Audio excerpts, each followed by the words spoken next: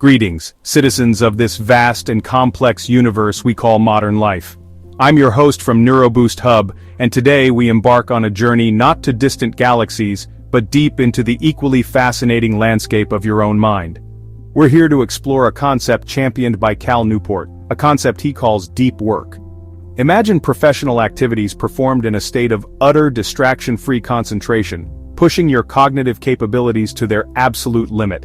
These are the endeavors that forge new value, that sharpen your skills to a razor's edge, and that become incredibly difficult for others to replicate. This isn't just about working hard, it's about working profoundly.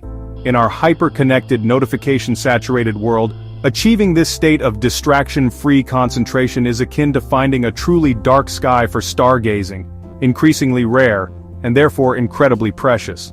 The constant barrage of pings, dings, and endless scrolls pulls at our attention like cosmic debris, scattering our focus. Yet, it is precisely this ability to dive deep, to shut out the noise and immerse oneself in cognitively demanding tasks that separates the merely busy from the truly productive, the amateur from the master. The capacity for sustained, deep focus is becoming a superpower in the 21st century. So how do we reclaim this power? How do we cultivate the mental fortitude to resist the siren call of distraction and unlock our full intellectual potential?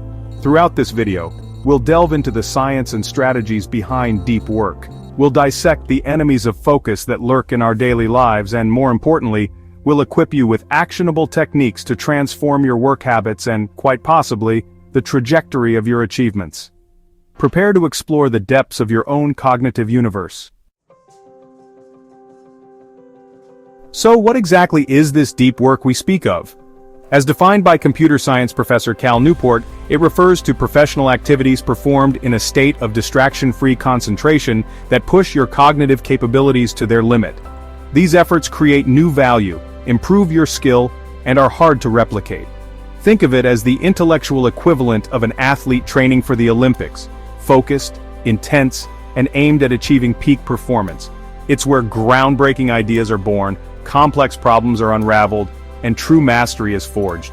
This isn't about mindlessly ticking off tasks, it's about engaging your brain at its most potent level, wrestling with challenging concepts until understanding dawns. Contrast this with its ever-present counterpart, shallow work. These are the non-cognitively demanding logistical-style tasks, often performed while distracted, answering emails non-stop, attending unproductive meetings, scrolling through social media feeds under the guise of staying informed.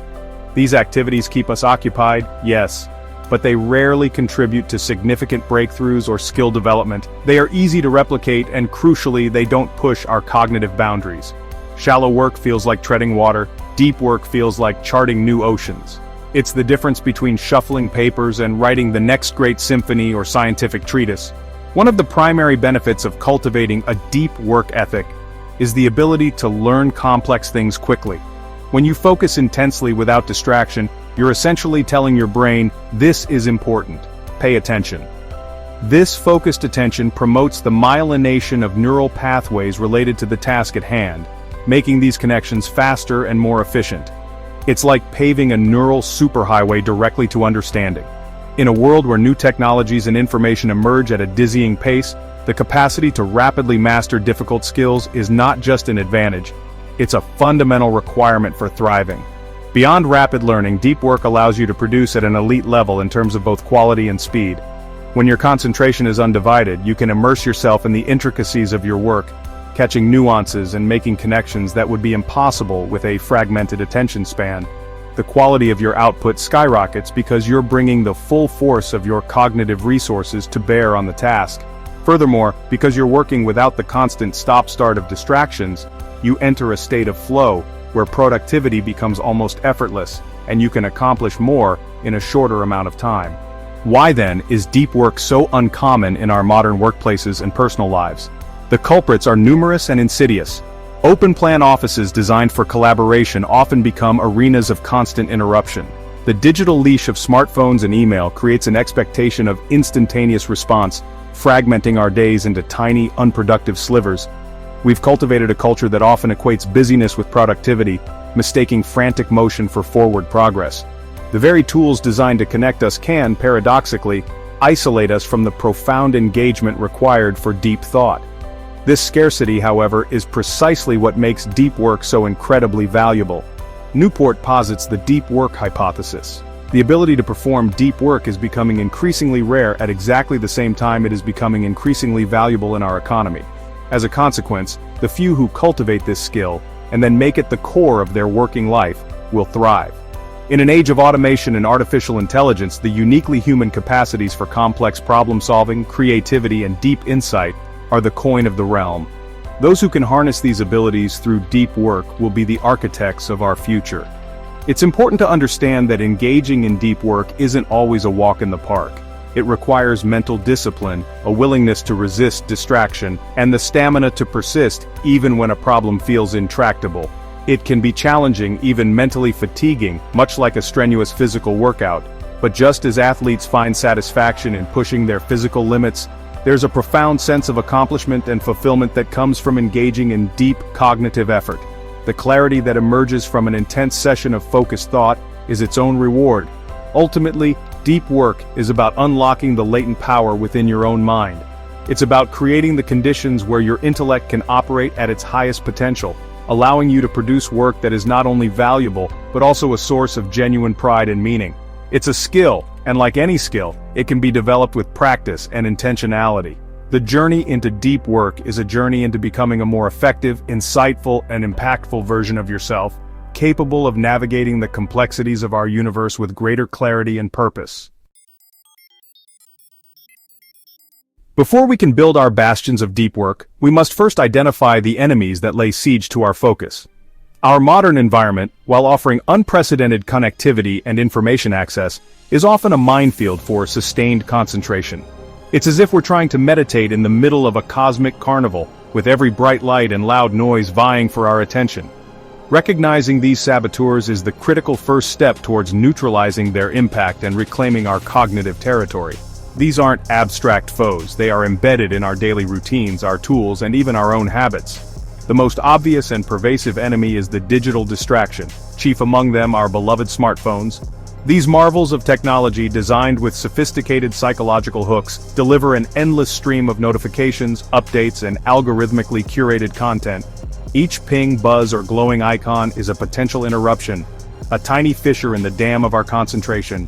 The allure of social media, news feeds, and instant messaging provides constant, easy-to-access dopamine hits, training our brains to crave novelty and shy away from the sustained effort required for deep thought.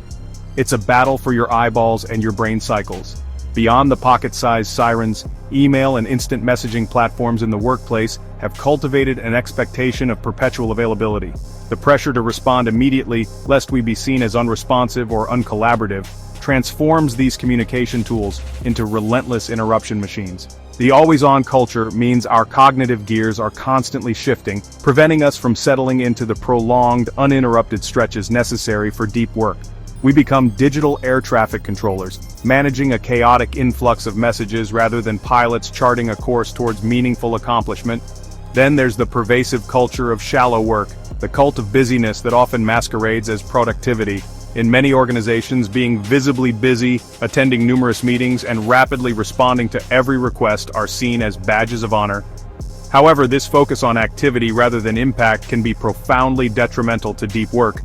Endless meetings with vague agendas, the CC'd email chains that demand monitoring but not deep engagement, these all consume precious time and mental energy that could be devoted to more cognitively demanding tasks. We're measuring the wrong metrics, valuing visible effort over valuable output. A more subtle but equally potent enemy is what Cal Newport terms the any-benefit mindset for tool adoption. This is the tendency to embrace any new technology, app, or platform if it offers conceivable benefit, however minor, without rigorously weighing the corresponding costs to our focus and attention. We might adopt a new social network because it connects us with a few interesting people, or a new productivity app because it saves us a few minutes, without considering how these tools fragment our attention and add to the overall digital noise. This uncritical acceptance of new tools often leads to a cluttered digital life, where our attention is spread thin across too many platforms. We must also acknowledge the enemy within our own brains. Millennia of evolution have wired us to be alert to novelty and potential threats, making us susceptible to distraction. There's a certain discomfort that can arise from sustained mental effort or boredom, a natural inclination to seek the path of least resistance, which often leads to checking our phones or switching to an easier task. Overcoming this internal resistance requires a conscious effort to cultivate mental discipline and an appreciation for the long-term rewards of deep focus over the short-term gratification of distraction. The cumulative effect of these enemies is a state of chronic attention residue. Each time we switch tasks or get interrupted, a part of our cognitive capacity remains stuck on the previous task, diminishing our ability to fully concentrate on the current one. Over time, this leads to a fragmented attention span, reduced cognitive performance, and a frustrating inability to tackle complex problems effectively. We end up skimming the surface of our potential, never quite diving into the depths where true breakthroughs occur. It's like trying to fill a leaky bucket. No matter how much effort you pour in, much of it is lost. Acknowledging these formidable enemies is not about succumbing to despair, it's about arming ourselves with awareness. By understanding how digital distractions, shallow work culture, uncritical tool adoption, and our own mental tendencies undermine focus, we can begin to consciously design our work lives and environments to support, rather than sabotage, our pursuit of deep work. This awareness is the foundation upon which we will build our strategies for reclaiming the profound power of uninterrupted thought, transforming these challenges into opportunities for growth and mastery. Now that we've identified the adversaries of deep concentration, let's begin to construct our defenses, and more importantly, our dedicated sanctuaries for profound thought. The first, and perhaps most foundational strategy, is to intentionally schedule your deep work sessions. This isn't about vaguely hoping to find time for focus, it's about treating deep work with the same respect and commitment you would an important meeting with a valued client or a critical medical appointment. You wouldn't just hope to show up for those, would you? Deep work demands the same level of intentionality and planning. Why is scheduling so crucial? Because it transforms deep work from an abstract aspiration into a concrete, actionable plan. When you block out specific times in your calendar for deep work, you are making a commitment to yourself and to the task at hand. This simple act of demarcation signals to your brain, and to others, that this period is reserved for intense, uninterrupted concentration. As the adage goes, what gets scheduled gets done. Without a schedule, the urgent but unimportant tasks, the shallow demands of the day, will inevitably encroach upon and devour the time you need for deep, meaningful progress. Cal Newport outlines several distinct philosophies for scheduling deep work, acknowledging that different approaches suit different personalities and work contexts. The first is the monastic philosophy. This approach involves radically minimizing or eliminating shallow obligations to maximize the time available for deep pursuits. Think of the reclusive scholar or scientist like Donald Knuth, who famously eschewed email for decades to protect his focus. While not feasible for everyone, it highlights the extreme dedication some individuals commit to preserving their cognitive bandwidth for profound creation and discovery. Next is the bimodal philosophy. This involves dividing your time into clearly defined stretches dedicated to deep work, with the remaining time open to everything else. For example, you might dedicate several full days a week, or even specific weeks or months, to intense, isolated deep work, and then spend the other periods engaging in shallow tasks, meetings, and collaborations. Carl Jung famously retreated to his stone tower, Bollingen, for periods of deep introspective work, separating these from his more public-facing professional life.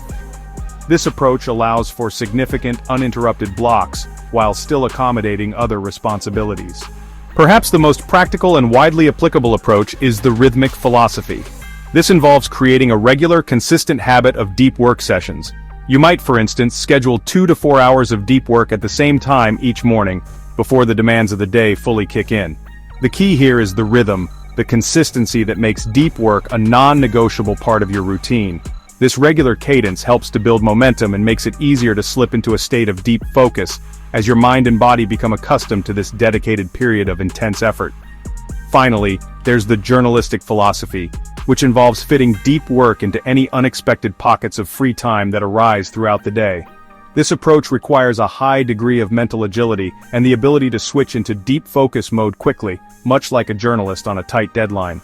While effective for some seasoned practitioners, Newport generally advises against this for those new to cultivating deep work habits, as it can be challenging to achieve the necessary intensity and ward off distractions without a more structured, pre-planned approach.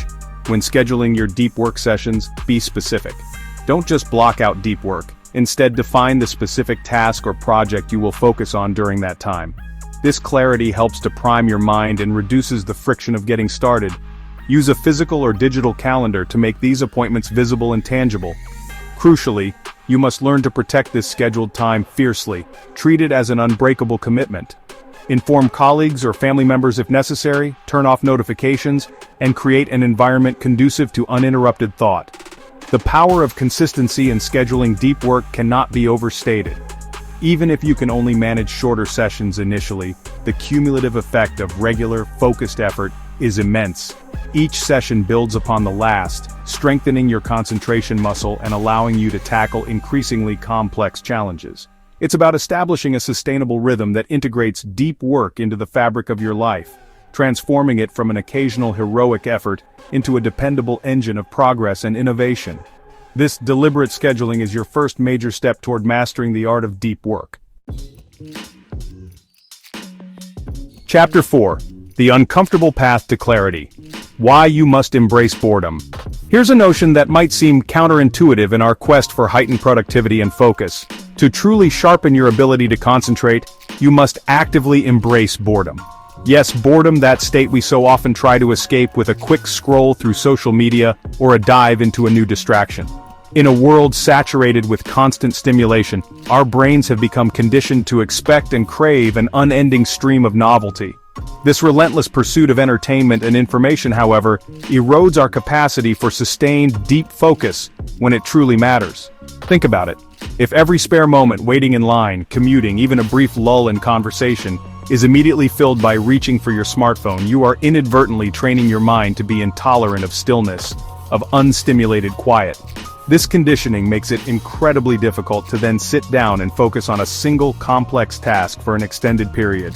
Your brain, accustomed to rapid-fire dopamine hits from novel stimuli, will rebel against the slower, more demanding process of deep work. It will seek out its familiar fix of distraction, making sustained concentration a frustrating battle. One powerful way to embrace boredom and simultaneously enhance your cognitive abilities is through what Cal Newport calls productive meditation, though it's less about traditional meditation and more about focused thinking during mundane activities. This involves using periods when you're physically occupied but mentally free, such as while walking, jogging, showering, or driving your commute, to concentrate on a single, well-defined professional problem. Instead of letting your mind wander aimlessly or passively consuming audio content, you direct your thoughts with intention. How do you practice this? First, resist the urge to immediately fill these in-between moments with your phone or other distractions. Allow yourself to simply be present with your thoughts. Then, before you begin an activity like a walk, decide on a specific problem you want to think through. Don't just vaguely ponder, try to formulate a clear question or identify the next concrete step. As you engage in the physical activity, continually bring your attention back to that problem whenever your mind inevitably wanders. This act of repeatedly refocusing is, in itself, a powerful form of concentration training. This practice directly builds your attentional fitness. Just as lifting weights strengthens your muscles, repeatedly resisting distractions and maintaining focus on a chosen mental task strengthens your brain's ability to concentrate. Each time you consciously choose not to pull out your phone during a moment of boredom, you are performing a mental rep. Each time you gently guide your thoughts back to your productive meditation topic, you are reinforcing those neural pathways associated with sustained attention. This is a crucial skill for anyone aspiring to perform deep work consistently.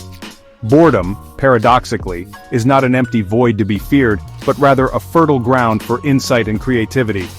When you allow your mind to be less stimulated externally, it has the opportunity to wander internally in a more constructive way, making novel connections, consolidating memories, and working on problems in the background. Many aha moments occur not when we are intensely focused on a problem in a task-positive network way, but when our mind is in a more diffuse, relaxed state, often associated with periods of perceived boredom or light activity. The link between boredom tolerance and the capacity for deep work is direct and profound. If you cannot withstand the slight discomfort of being unoccupied for a few minutes without seeking external stimuli, you will undoubtedly struggle when a deep work task becomes challenging, tedious, or isn't providing immediate intellectual rewards. The ability to sit with a problem, to wrestle with it patiently even when progress is slow, is underpinned by your comfort with a less stimulated mental state. You are training your mind to find engagement from within, rather than constantly seeking it from without. Start small on this journey to embrace boredom. Intentionally schedule tech-free walks or designate specific times during your day, perhaps your commute or lunch break, where you consciously abstain from digital devices. Observe your own internal reactions. Notice the urge to seek distraction and practice gently resisting it. See these moments not as deprivation, but as valuable training sessions for your mind, preparing it for the rigorous, rewarding engagement of deep work. By befriending boredom, you unlock a surprising pathway to enhanced focus and deeper thinking. We now arrive at a strategy that for many might feel like a radical proposition. Quitting, or at least drastically curating, your use of social media and other optional digital technologies. This isn't a Luddite call to abandon all technology, rather, it's an invitation to adopt what Cal Newport describes as the craftsman approach to tool selection. A skilled craftsperson carefully chooses their tools based on their direct impact on the quality and efficiency of their core work. They don't accumulate tools simply because they are new, popular, or offer some vague, marginal benefit. Their focus is on mastery and output. The central argument here is that many social media platforms, by their very design, are antithetical to deep work. They are engineered to be addictive, employing variable reward schedules and social validation loops that fragment our attention and provide a constant stream of shallow, intermittent reinforcement. The endless scrolling, the carefully curated personas, the pressure to engage, these all consume significant mental bandwidth and can subtly erode our capacity for sustained, focused thought. They often promise connection but deliver distraction, pulling us away from the very activities that could lead to genuine accomplishment and fulfillment. We often fall prey to the any benefit fallacy when it comes to these platforms. We justify their use by pointing to some potential positive aspect, staying in touch with distant friends, discovering interesting articles, or networking opportunities. However, we rarely conduct a rigorous cost-benefit analysis. What is the net impact of this tool on my ability to achieve my most important goals, to produce valuable work, to live a focused life? Is the sliver of benefit worth the significant cost in terms of time, attention, and cognitive fragmentation? For many, the honest answer is a resounding no. Newport proposes a concrete experiment: undertake a 30-day break from optional technologies, particularly those social media services you suspect are net negatives. During this period, don't just passively abstain, actively explore and rediscover high-quality leisure activities that don't involve staring at a screen. At the end of these 30 days, critically evaluate each service you paused. Ask yourself two specific questions. Firstly, would the last 30 days have been notably better if I had been able to use this service? And secondly, did people care that I wasn't using it? If your answers to these questions suggest that the service didn't add significant value or that its absence went largely unnoticed by those who matter, then the path is clear. Quit it. Permanently. If, however, you identify a specific significant benefit that you genuinely missed, then consider how you can reintroduce that tool in a highly constrained and intentional way. This might mean accessing it only at specific times for a specific purpose, or through a web browser rather than an addictive app, thereby maximizing its benefits while strictly minimizing its harms to your focus. This process helps to shift your mindset from a fear of missing out, FOMO, on the ephemeral happenings of the digital world, to an appreciation for the joy of missing out, JOMO, on constant distraction. By consciously choosing to disengage from the noise, you reclaim vast swathes of time and mental energy. This newfound bandwidth can then be redirected towards activities that truly nourish your mind, deepen your relationships, and advance your most important professional and personal projects. The focus shifts from what you might be missing online to what you are actively gaining in your real, tangible life. It's crucial to reiterate that this approach is not about an indiscriminate rejection of technology. It's about mindful, intentional adoption. The core question is, Does this tool directly and significantly support my deep work goals and my vision of a well-lived life? If not, it's likely a distraction masquerading as a utility. A true craftsman is ruthless in eliminating anything that hinders their ability to produce their best work. We, as knowledge workers and creators, should adopt a similar discernment with our digital tools. The sense of liberation that can come from this digital decluttering is often profound. Many report a noticeable increase in mental clarity, a greater ability to be present in their offline lives, and a renewed capacity for sustained concentration. It's like removing a constant, low-level hum of static from your cognitive environment, allowing the signals of deep thought and meaningful engagement to come through with greater strength and clarity. This isn't just about productivity, it's about reclaiming your attention, which is, in essence, reclaiming your life. Having addressed external digital distractions and the internal discipline of boredom, we now turn our attention to a pervasive force that can swamp even the best intentions for deep work, the relentless tide of shallow work. Let's revisit our definition. Shallow work encompasses those non-cognitively demanding, logistical-style tasks that are often performed while distracted and tend not to create much new value in the world. Think of the endless email chains, the routine administrative tasks, the meetings that could have been memos. These are the barnacles on the hull of our productive ship. The insidious nature of shallow work lies in its tendency to expand to fill the time available. It's often easier, less mentally taxing, and provides a quick, visible sense of accomplishment, however fleeting. Answering a batch of emails feels productive, even if none of those emails directly contribute to your most important projects. This illusion of productivity can be seductive, leading us to prioritize the shallow and urgent over the deep and important. We become busy, yes, but busy doing what exactly? And to what end? To effectively drain the shallows, you must first understand the extent of the problem. A powerful strategy is to quantify for a typical week how much of your time is genuinely spent on deep work versus shallow work. Keep a meticulous log. For every 30-minute block of your workday, categorize the activity. You might be unpleasantly surprised by the ratio. This empirical data provides a crucial baseline and highlights just how much of your precious cognitive capacity is being siphoned off by low-value tasks. Awareness precedes control. Once you have a clearer picture of your current work habits, set aggressive but realistic goals for reducing the amount of time you dedicate to shallow activities.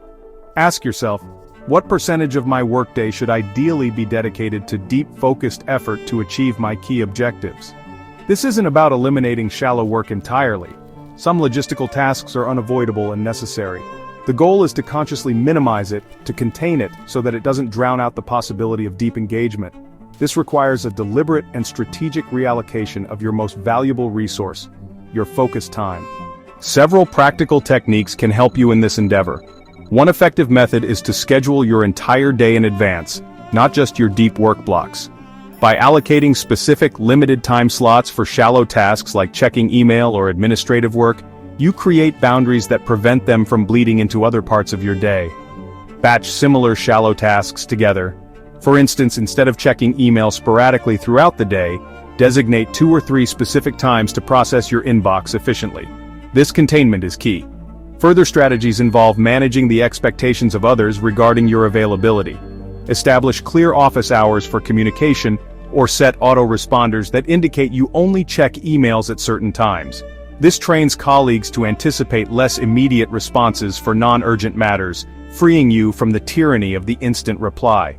Before committing to any new task or meeting, ask yourself critically, what is the deep to shallow work ratio of this activity? Does its value justify the time and attention it will consume? This filter helps you prioritize ruthlessly, learning to say no, or at least not now, to requests that don't align with your deep work priorities is a vital skill in draining the shallows. This can be uncomfortable, especially in collaborative environments, but it's essential for protecting your most productive hours. Sometimes this involves negotiating deadlines, delegating tasks, or simply explaining that your current focus is on a high-priority project that requires uninterrupted concentration. Communicating your boundaries respectfully but firmly is crucial for carving out the space needed for significant contributions. The ultimate objective of draining the shallows is to create more time and mental space for the work that truly matters. The work that leverages your unique skills, solves complex problems, and creates lasting value. It's about shifting your default mode from reactive busyness to proactive, purposeful engagement.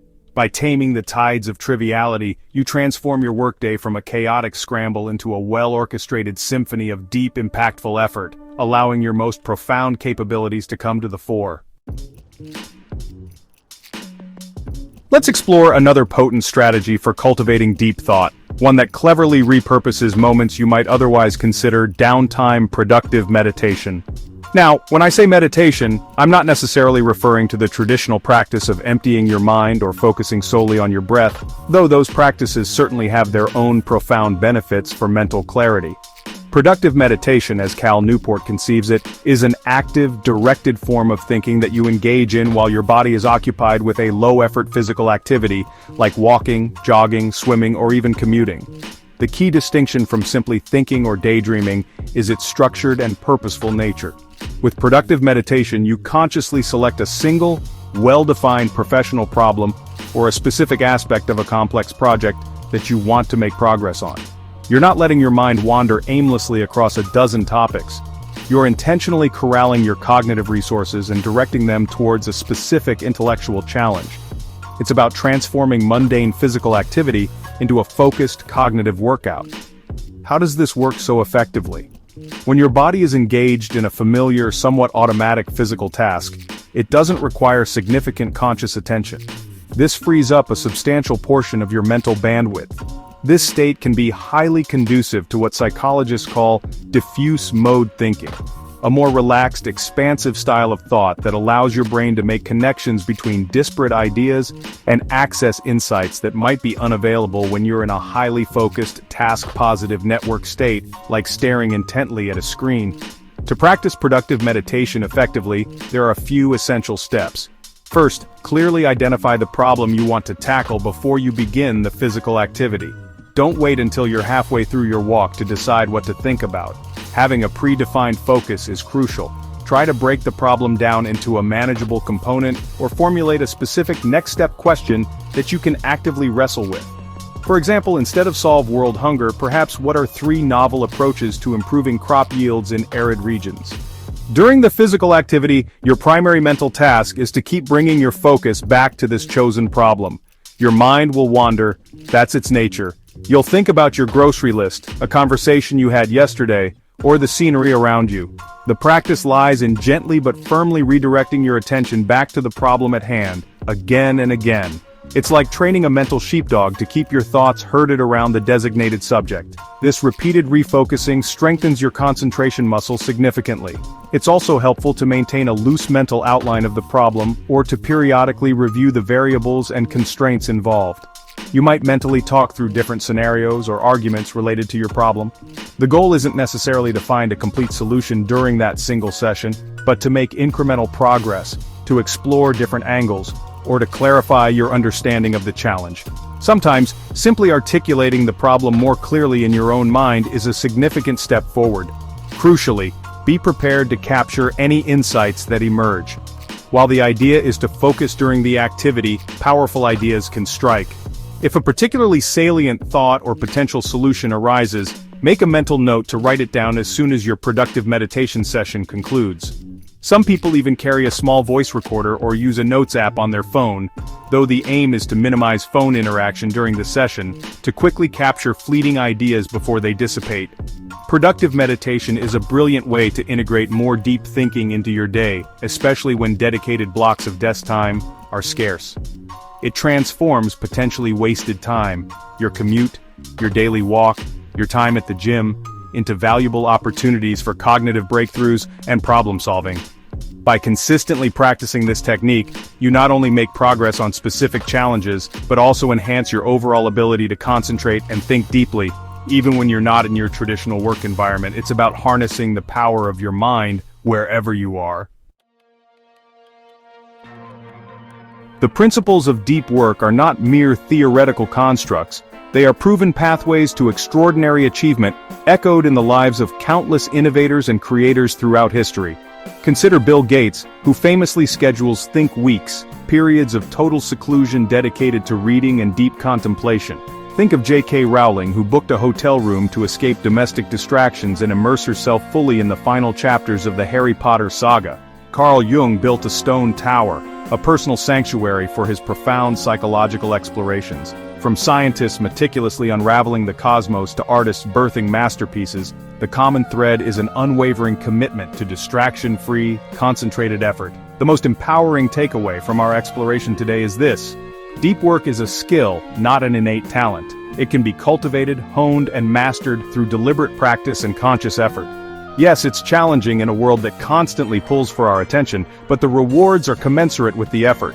The ability to dive deep, to focus intensely, to produce work of exceptional quality and insight, this is the new superpower in our increasingly complex and competitive world. It's the key to unlocking levels of productivity and fulfillment you might not have thought possible. So I urge you, don't just let these ideas wash over you like cosmic rays. Choose one strategy we've discussed today, perhaps scheduling your first deep work session or embracing a few moments of boredom without reaching for your phone, and commit to practicing it this week. The journey to mastering deep work is a marathon, not a sprint, paved with small, consistent steps. But with each step, you'll find your focus sharpening, your insights deepening, and your ability to make a meaningful impact on the universe around you expanding. Go forth, fellow explorers, and think deeply.